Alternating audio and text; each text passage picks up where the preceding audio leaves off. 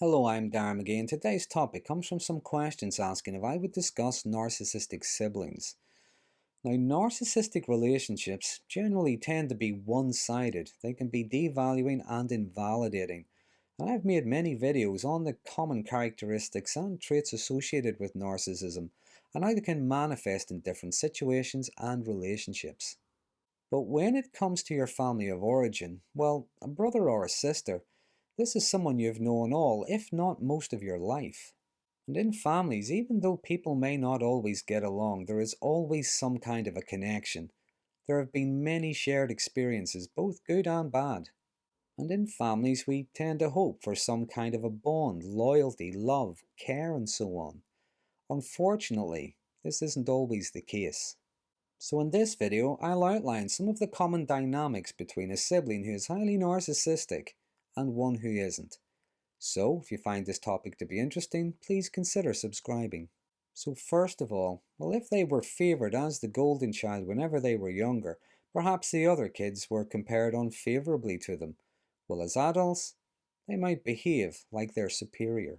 If they wouldn't share as kids, if they were bullies, well, as adults, they can be quite selfish and domineering. If they were more covert and manipulative, well, again, chances are they'll be the same, but all of the other family members have to do everything for them. The difference is, as adults being, maybe they've just learned new ways to do these things to get what it is they want. But regardless of how the narcissism manifests, they might demand preferential treatment, access to more support and resources from the rest of the family. When it comes to family matters, well, they might try to control and dominate. They want to have the last say on any decisions, even ones that might not necessarily have anything to do with them. And they can feel wronged somehow if other family members act with any kind of autonomy. And it's not necessarily that they want to be consulted. They just want to own the decisions. It's like you have to ask for their permission or their approval. Next, all kids do and say silly things at some point in their lives, and many of these stories are shared whenever we're adults.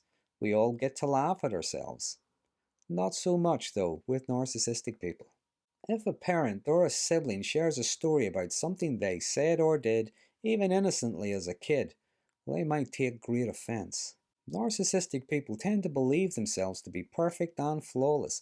They never make mistakes, never get anything wrong. So even the thought of someone mentioning, never mind laughing at something silly like how they might have mispronounced something when they were 6 years of age, no matter how cute that might have been, well, that can bring up intense shame in them, and their maladaptive defense mechanisms kick in.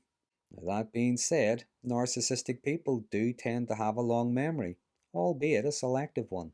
If there is contention between them and one of their siblings, well, they might bring up something that sibling did or said many years ago, something they consider to be unfair and hurtful. Something so awful, the pain is still present today.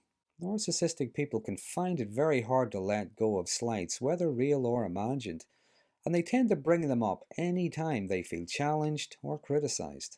And if there is any contention between them and their brother or sister, well, they might demand that the parent or parents, as well as other family members, side with them. It is the other sibling who is in the wrong and must be treated as such. They can also be every bit as vindictive towards their siblings as they can to anyone else. This could include ignoring them at family gatherings, spreading gossip and rumours. They can even turn against other family members who won't side with them.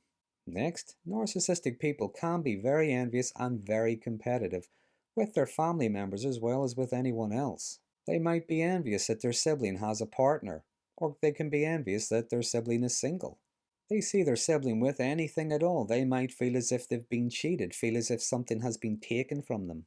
And this can bring up their bitterness and their resentment. They can also be very competitive, maybe showing off how much more successful or happy they are, or maybe complain about how they've been dealt such a bad hand. Now, when it comes to the parents, even if they weren't necessarily narcissistic themselves, if one of the kids were to complain about that narcissistic sibling, well, maybe all they want is a quiet life. They don't want to rock the boat, don't want to upset the status quo. Well, a child that complained might hear things like, can you two not just get along? Or can you not just let bygones be bygones? Or why don't you be the bigger person and apologize?